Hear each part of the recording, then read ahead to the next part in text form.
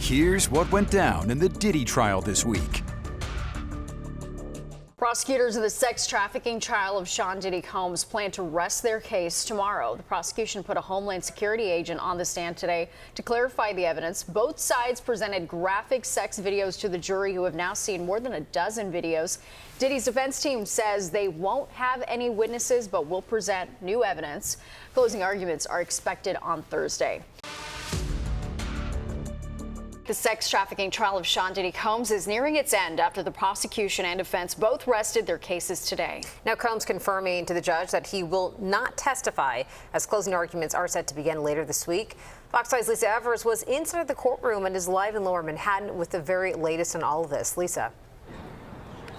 Well, Bianca, Natasha, many developments here at the courthouse today, including Sean Diddy Combs standing up before the judge and making it official that he will not be taking the stand in his own defense. We saw Mrs. Janice Combs, Diddy's mother, leaving the courthouse this afternoon. She's been here at the court for the trial of her son every single day, showing him support. We also saw Diddy attorney Tenny Garagos coming out there. Diddy's defense team enacting the strategy they hope will result in not guilty verdicts across the board. The prosecution finished their case, a case that has taken them nearly 2 months and almost 3 dozen witnesses to make. The defense case consisted of a legal challenge to every single one of the criminal counts Sean Diddy Combs is facing. The defense called no witnesses. It started and ended today. Mid-afternoon, the judge said it was time for what they call the allocution, meaning to ask Mr. Combs if he intended to testify on his own behalf. Judge Arun Subramanian asked Diddy how he was doing. Combs replied, quote, "I'm doing great, Your Honor," then told the judge, quote, "You're doing a great job," and confirmed to the court that it was solely his decision after consulting with his lawyers not to testify. Now, tomorrow, both sides will meet, just the lawyers for the defense as well as the prosecutors, with the judge to decide how the charges will be explained to the jury. Many legal experts saying that this is critical in a case like this with these complex federal charges. Then on Thursday, the judge said there will be opening statements from both the defense and the prosecution. The lead prosecutor saying today that she does not expect deliberations to begin until Monday. The end is near for the sex trafficking trial of Sean Diddy Combs. Prosecutors rested their case yesterday, and closing arguments are set for tomorrow.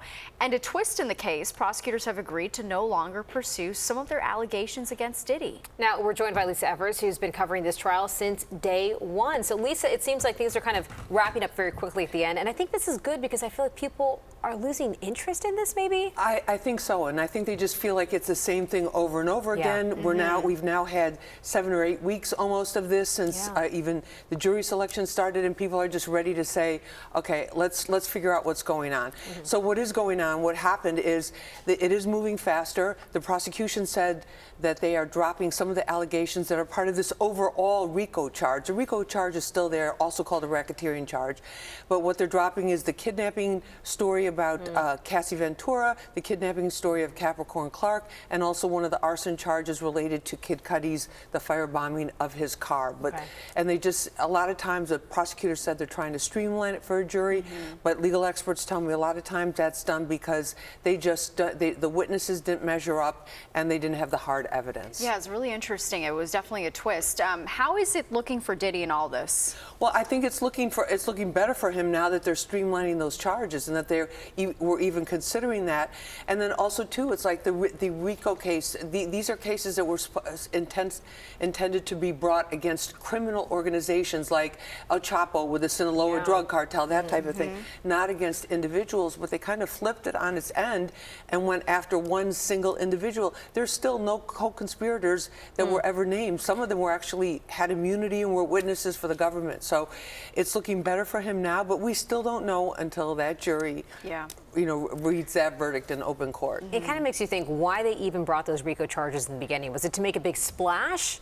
Because I felt like they knew this was coming, no? Well, I think they heard so many allegations, because remember, this was coming after the Cassie, this was coming a couple of months after the Cassie Ventura, and that civil case had so many things in it that I think they were duty bound to at least investigate. And then they were trying to figure out, how do we tie this all together? Here's a billionaire, he's got a house, he's got an estate in Miami, LA, he's all over the country.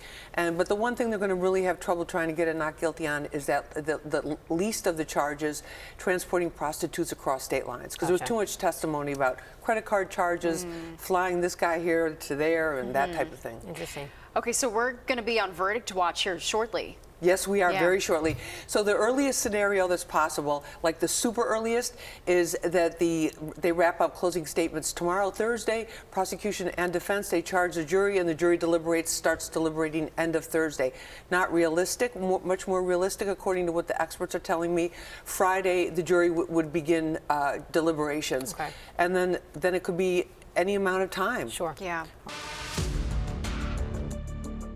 Federal prosecutors delivering closing arguments in the Sean Diddy Combs sex trafficking trial. The assistant U.S. attorney told the jury it won't take much to find the hip-hop mogul guilty, claiming that he used, quote, power, violence, and fear to carry out brutal crimes and subjected women to prolonged abuse. Joining us now with more on what happened today in court is former Brooklyn prosecutor Imran Ansari. Imran, thank you so much for joining us. Thanks for having me. So the prosecution made a big push to simplify the RICO charges, streamline them. Do you think they succeeded?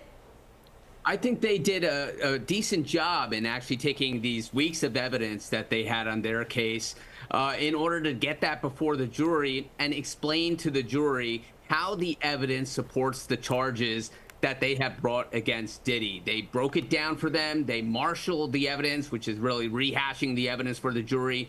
They showed the videotape evidence, they showed some records, and they put it before the jury of why they should find Diddy guilty on all the counts that they have before them. Of course, there was some question, would they be able to prove their case beyond a reasonable doubt? Of course, we saw all this ugly evidence against Diddy, but I think they did a good job in trying to simplify a very complex case for that jury. Yeah, it's interesting. We also mentioned off the top that the U.S. assistant attorney was saying that it's not going to take much to find this guy guilty. However, do you think that they really did that in these closing arguments? Did they do it well enough? Well, they certainly showed all the ugly evidence against Diddy, right? Now, they painted him out to be someone who is violent, someone who is very coercive and controlling, and they were able to tie that evidence in. And we really had this question throughout the course of the prosecution's case. Yes, they showed that Diddy was abusive, that there was domestic violence with Cassie Ventura and Jane.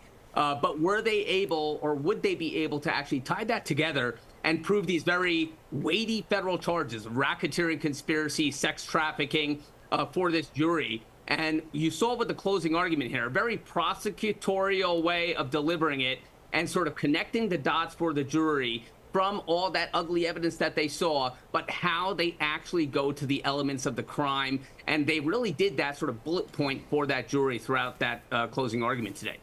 So prosecution wrapped up today. Defense makes their final pitch tomorrow. What do you think they're going to emphasize? Well, they had a really sort of very small defense case, right? There was no witnesses called. They put in certain text messages and documentary evidence, statements, but really no heavy defense case. So what we can infer from that is that they're going to argue about the holes in the prosecution's case. I think they're going to embrace all that ugly evidence and say, listen, Diddy, was he, engaging in domestic violence? Was he abusive? Were the freak-offs, things that you may not be approving of? Yes, that perhaps. But does it really go to the heart of the prosecution's case? Did they prove those racketeering conspiracy charges, the sex trafficking case? I think they're going to hone in on this idea of consent in terms of some of those witnesses who came before them, and that Diddy, although this was maybe ugly evidence, this was stuff that was salacious and hard to swallow, it really did not prove the case beyond a reasonable doubt. The thin defense case shows that they're going to try to poke the holes in the prosecution's case. Imran, when this all first started, we thought this guy was going to get put away for life. And now we're looking at 1 to 5 years. Your thoughts on how this ends up? Yeah, well, ultimately for the sentencing, it will be with the judge.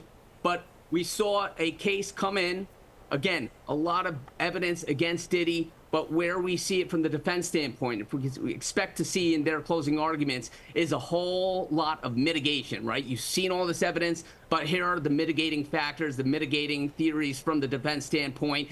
And ultimately, you know, Diddy really doesn't have a criminal record.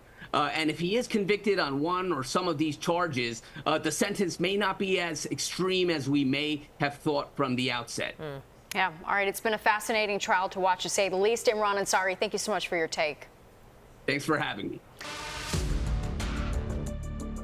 Closing arguments for the defense underway in the Sean Diddy Combs sex trafficking trial, and the jury could potentially get the case later this afternoon.